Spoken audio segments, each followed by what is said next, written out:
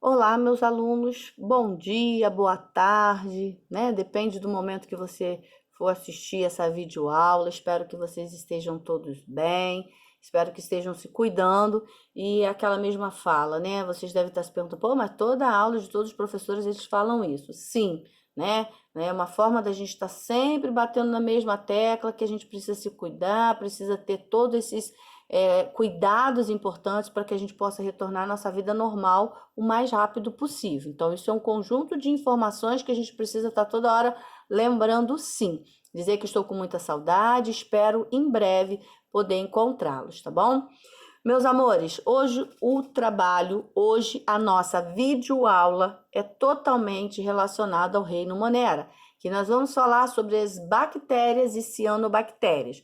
Lembrando que no capítulo 12, né, nós falamos de uma forma geral de alguns organismos, né, vegetais e como que elas foram se organizando. E nós já vimos que existem basicamente 5 reinos: Monera, Protista, Fungi, Animal e Vegetal. Então, vegetal a gente já falou, né? Que são aquelas 4 ordens, aquela evolução de vegetais. E agora a gente vai estar falando do reino Monera.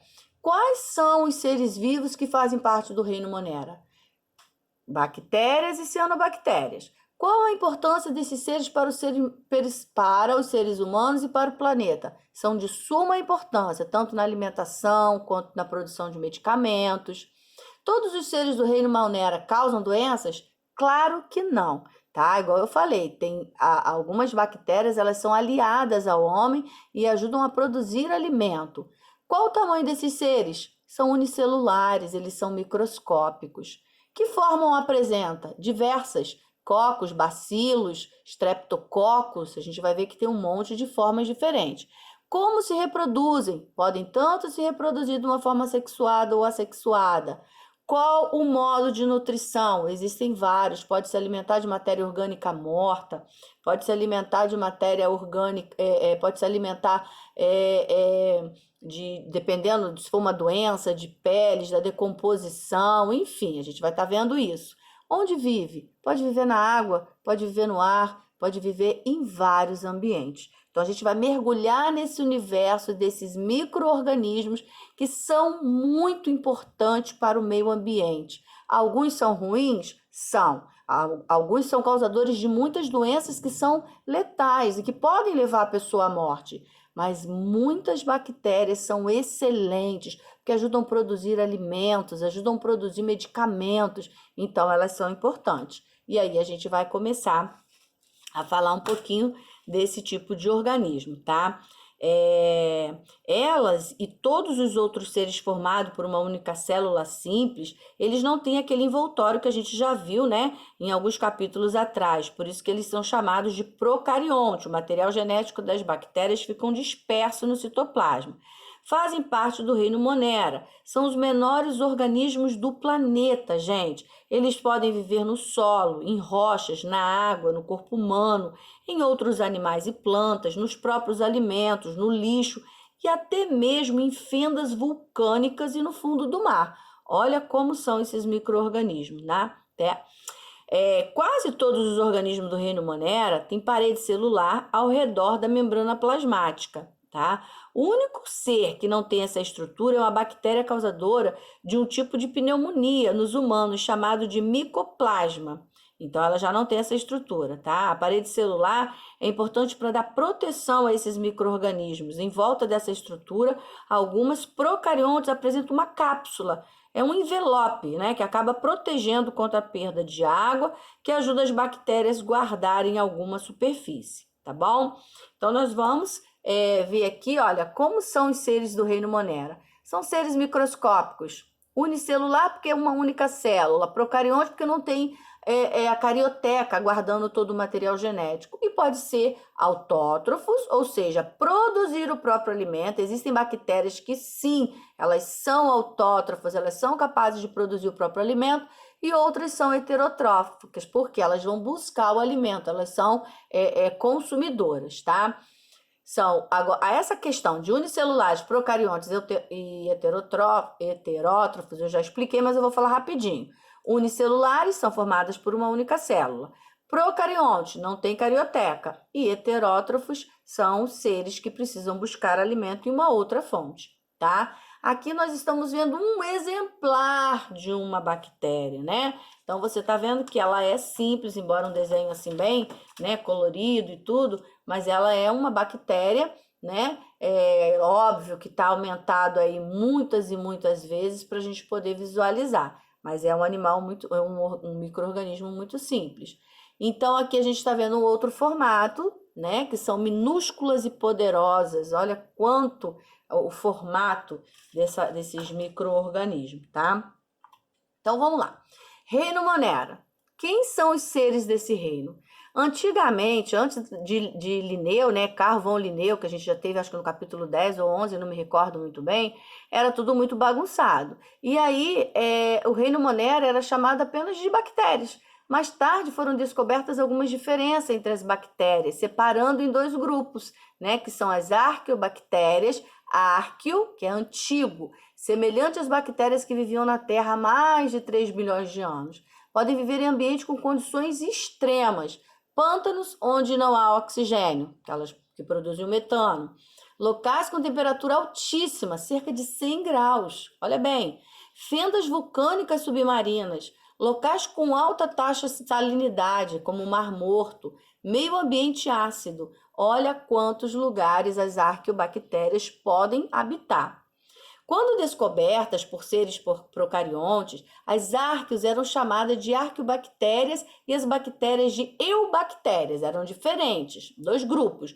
Mas observou-se uma semelhança maior entre as arqueas e as eucariontes, criando os dois filos aí diferentes. Aqui no cantinho, ó, você está vendo aqui, né, as arqueas. Então, eram denominados dois grupos, né, há muito tempo atrás. As bactérias, né, são as bactérias mais conhecidas, incluindo as cianobactérias. Aqui a gente está vendo, logo nessa imagem de cima, ó, a membrana plasmática, citoplasma. Olha o DNA dela aqui, gente. Por isso que ela é procarionte, tá vendo? Que todo o material genético dela fica solto, disperso aqui. Ribossomos, que são essas estruturazinhas, e a parede celular. Lembrando que apenas aquela bactériazinha lá que causa aquela doença que causa no homem, né, no caso, a pneumonia, que não tem essa parede fazendo com que ela seja diferenciada, né? Então, a maioria apresenta, sim, essa parede aí, essa parede celular. Muito bem. Aqui nós temos, né, um outro tipo de bactéria, mostrando com mais detalhes, o flagelo, que é uma estrutura para ela se locomover, e todas as partezinhas, tá vendo? Aqui nós temos alguns modelinhos de bactérias diferentes, tá bom? E vamos andar, porque esse capítulo ele é bem grande e tem bastante coisa. Aqui a gente está vendo a célula bacteriana, né? A gente está vendo aqui estruturas como pelos, o próprio flagelo que eu acabei de falar, que é utilizado para locomoção, a cápsula, né? Essa parte mais protetora, a parede celular, que a maioria apresenta, membrana plasmática, tem o mesossomos, citoplasma, olha lá, o citoplasma onde fica mergulhado o DNA, os ribossomos, as enzimas relacionadas com a respiração, ligando a fase interna da membrana plasmática, tá? Tem os nucleolos, que ficam ali dispersos, por isso que ela é constituída um ser procarionte. Ali a gente está vendo o DNA dessa célula, ok? Vamos lá, os plasmídeos. Agora, gente, reino Monera, onde elas vivem? Vivem no solo, elas vivem na água, no ar, associadas a outros seres vivos, podem ser parasitas ou de vida livre. Então, a gente viu que, nossa, como que essas bactérias, elas podem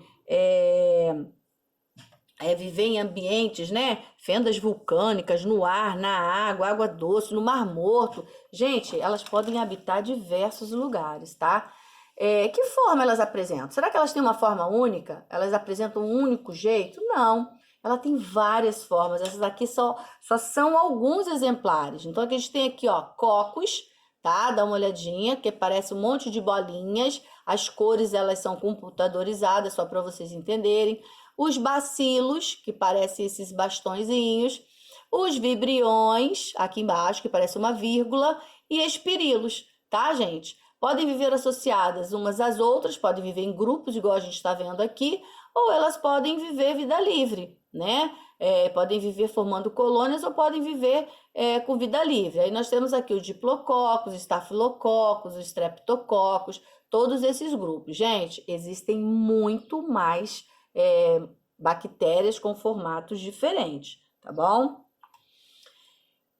Observe com atenção e tente identificar as formas das bactérias abaixo, né? Então, se você parar para olhar, todas aquelas formas que a gente viu ali atrás, a gente pode identificar como bacilo, como cocos, né? Como espirilo, e tem outros modelinhos como streptococcus, vibrião, que parece uma vírgula. Então, aqui são alguns outros modelos, vamos dizer assim, algumas formas, né? Nem são modelos, formas das bactérias, ok?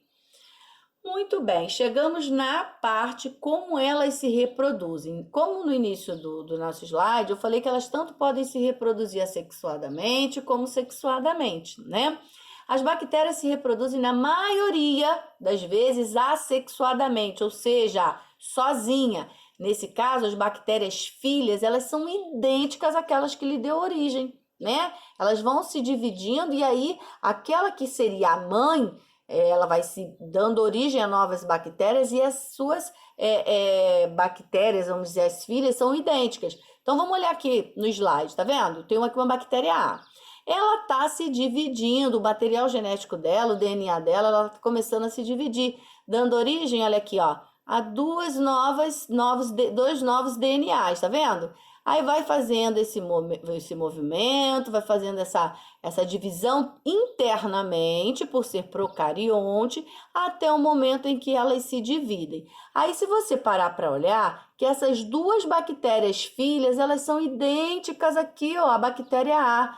A bactéria E, que são essas duas, elas são idênticas à mãe, tá bom? E isso é um tipo de reprodução assexuada, ela se reproduziu sozinha. Na reprodução sexuada por conjugação, como é que é isso? Em algumas situações, uma bactéria pode passar um pedaço do seu material genético, nesse caso aqui, ó, para outra bactéria. Não tem relacionamento sexual, não tem gameta, não tem, vamos dizer, espermatozoide ou óvulo nesse caso. Simplesmente um pedaço do material genético dela, ela vai passar para uma outra. Nesse caso, dizemos que a produção é sexuada, pois as bactérias que recebeu o pedaço do material genético terá novas características. Ao se dividir, dá origem a duas bactérias com essas novas características, que, portanto, serão diferentes da bactéria original. Então, vamos tentar entender um pouquinho melhor. Aqui eu tenho uma reprodução sexuada, onde não acontece trocas de gametas, porque são bactérias, são unicelular, são simples. Um pedaço desse material genético aqui vai para outra bactéria. E essa outra bactéria que está recebendo esse pedacinho desse material genético vai dar origem a duas novas bactérias. E aí essas características, gente, vai ser diferente dessa primeira. Ou seja, vamos dizer, os filhos desse casal, vamos dizer assim, vai ser totalmente diferente dessa que está doando um pedaço do material genético. Falando a grosso modo, para vocês entenderem. Vamos dizer que essa daqui, ó, tá doando. Ela tá dando um pedacinho do material genético para essa segunda bactéria aqui. Olha bem o cursorzinho do meu computador. Porém, quando ela tiver os seus descendentes, os filhos vão ser diferentes, porque houve mistura de material genético. É diferente nesse primeiro caso aqui, tá bom? Vamos lá, reprodução das bactérias, divisão binária. Olha como vai acontecendo a parede celular, membrana plasmática, molécula do DNA. Olha como que vai acontecendo essa divisão binária. Foi a mesma coisa que a gente acabou de ver, né? Só que de uma forma mais lúdica. Tem a parede celular, membrana plasmática, a molécula de DNA lá dentro, se dividiu e houve a separação das células, dando origem a duas novas células que serão idênticas à primeira bactéria. Tudo bem até aí, meus amores? Bom, qual o modo de nutrição, gente? Olha que esses seres, eles acabam se nutrindo de formas bem diferentes, porque como existe uma infinidade desses grupos, eles acabam se se alimentando, vamos dizer assim. Então, vamos lá. Tipo de nutrição: fotoautotrófica, fonte de energia luz, fonte de carbono, né? Exemplo desse tipo de alimentação: fotossintetizantes, a gente tem aqui sulfobactérias verdes, sulfobactérias púrpuras, cianobactérias e as proclorófitas, tá? Não se preocupem que isso aqui, como a gente tem essas informações nesse slide, isso é mais para conhecimento, tá? O que não tiver na nossa apostila não será cobrado. Fotoheterotrófica, depende da luz, transforma em compostos orgânicos. Quem são essas bactérias? Não sulfurosas púrpuras e bactérias não sulfurosas verdes. A quimioautotrófica, em geral, elétrons energéticos de composição inorgânica. Ela tem fonte de carbono, né? Essas bactérias do enxofre, bactéria do ferro, bactéria nitrificantes, bactérias do nitrogênio. A quimioheterotrófica, em geral, elétrons energéticos de compostos orgânicos. Compostos orgânicos, a maioria das espécies de bactérias saprofágicas ou parasitas, tá? Não fiquem preocupados em relação a esse tipo, porque a gente vai estar trabalhando em cima da nossa apostila. Isso aqui é uma forma só de aprendizado de vocês. Então, na realidade, as bactérias, elas podem se alimentar de vários outros tipos de organismos. Algumas elas são fotossintetizantes, como a gente falou, né? Elas acabam produzindo a própria bactéria, o próprio alimento através da própria fotossíntese. A cianobactéria tem enorme importância na natureza, pois através da fotossíntese, elas fazem fotossíntese. O que acontece? Elimina o oxigênio para a atmosfera. A maior parte do oxigênio da atmosfera provém da fotossíntese realizada por algas e pelas cianobactérias. Então, muita gente acha que a floresta amazônica, vou falar isso de novo, que a floresta amazônica é o pulmão do mundo. Na verdade, não é, porque quem produz a maior parte do oxigênio que nós respiramos são as algas e as cianobactérias. É uma espécie de bactéria que também tem a capacidade de fazer fotossíntese, tá bom? As cianobactérias também, gente, elas produzem matéria orgânica, o alimento, sendo as produtoras das cadeias alimentares aquáticas. Elas fazem parte do fitoplâncton, né? Ou seja, toda aquela parte que fica no mar, que faz parte da cadeia alimentar, que é a produtora da cadeia alimentar no mar, são também essas bactérias chamadas de cianobactérias. E aí você pode ver que é uma coloração esverdeada justamente por ter clorofila e fazer fotossíntese, tá bom? E são muito importantes para o homem. Bom, aqui uma outra parte muito importante também, que são as bactérias decompositoras, gente. Essas bactérias decompositoras, tá? Elas são importantes na formação das cadeias alimentares, pois juntamente com os fungos, que é o reino fúngico, que a gente vai trabalhar em alguns capítulos mais adiante, ela decompõe a matéria orgânica. Tudo aquilo que vem dos vegetais e animais, folhas, fezes, cadáveres, todas as plantas, tudo isso ela transforma em sais minerais que são restituídos ao solo. Então, junto com os fungos, as bactérias fazem esse importante papel. Ela acaba restituindo ao solo, ela devolve ao solo os sais minerais. É onde o solo fica fértil, é onde o solo fica próprio para o plantio, é onde o solo fica rico.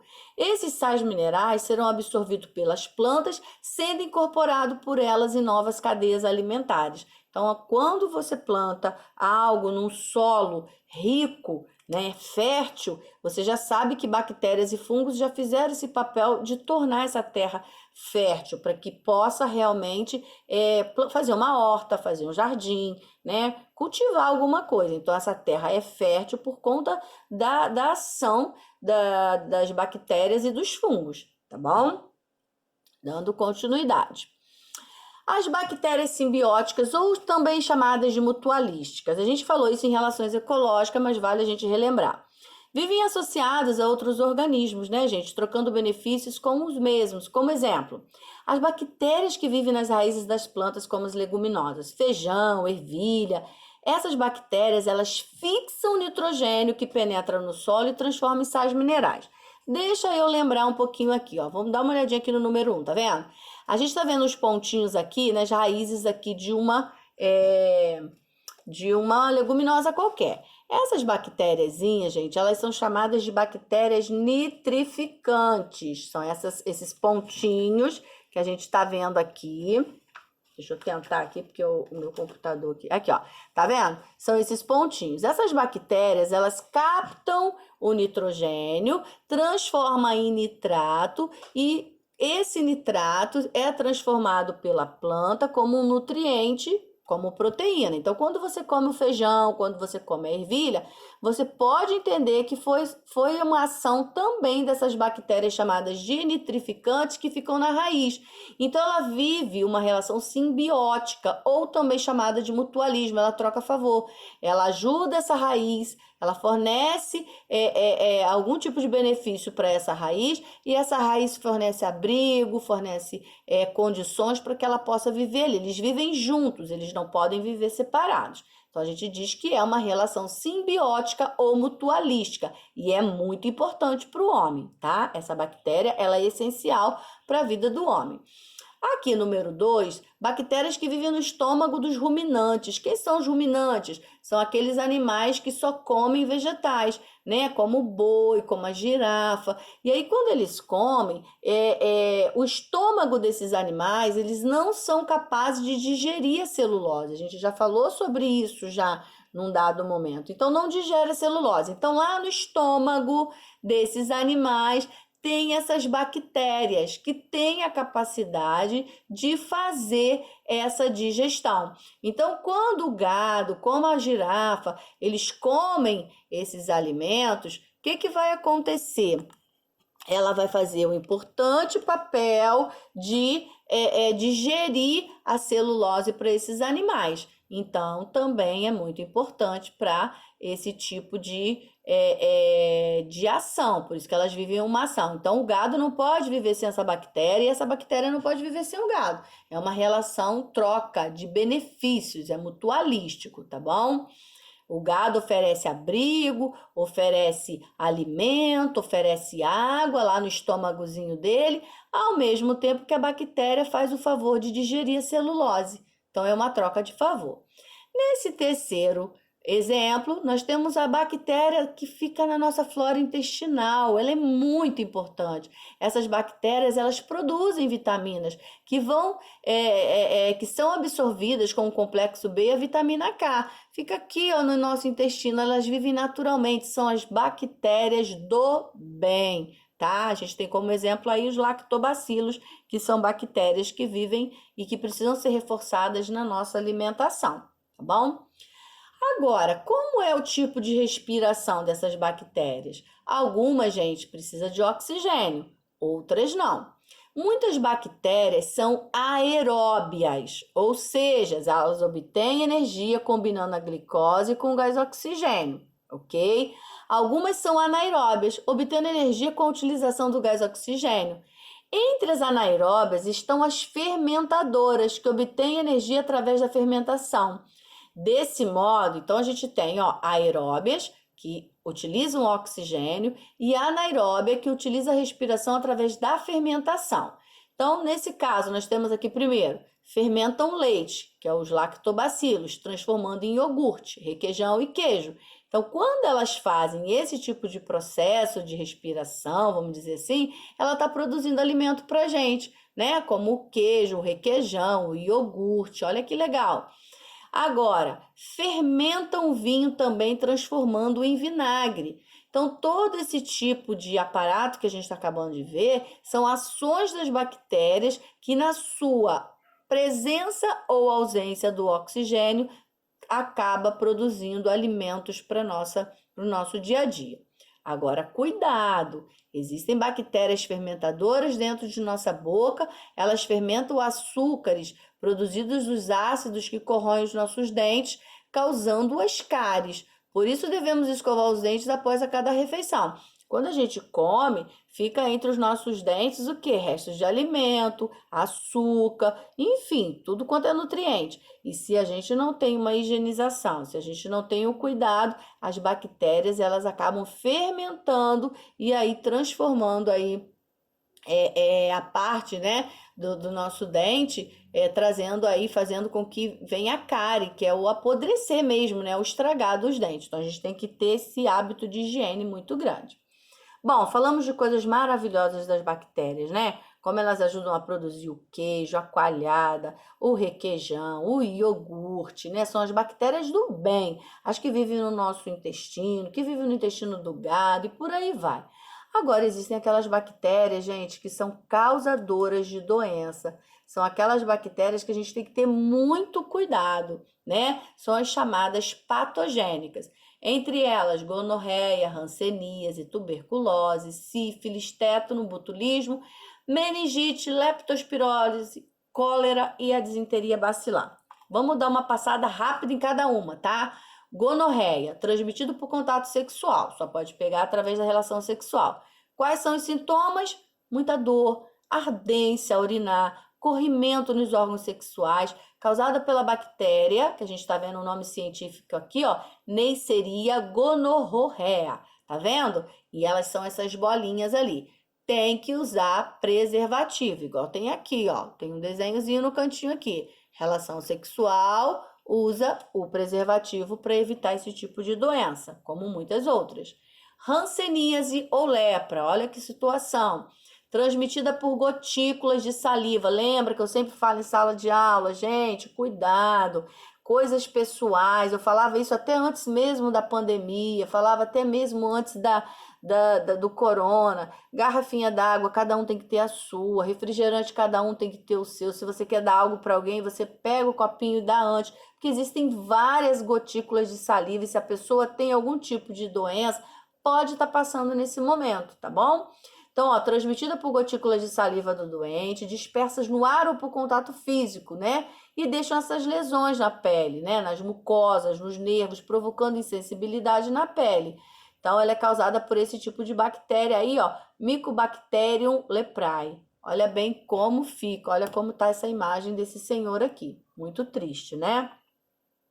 Tuberculose, transmitida por gotículas de saliva do doente, dispersas no ar. Sintomas: ataca pulmões, provocando tosse persistente, escarro com sangue, né? A pessoa quando vai escarra o sangue, febre, suor excessivo à noite, emagrecimento acentuado, muita fraqueza e causada pela bactéria Mycobacterium tuberculose, tá bom?